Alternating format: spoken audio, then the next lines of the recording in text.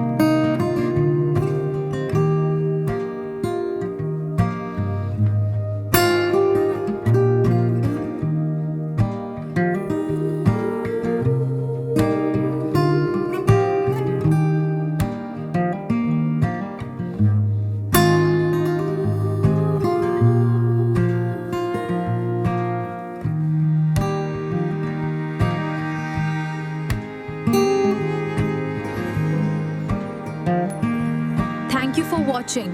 Like, share and subscribe.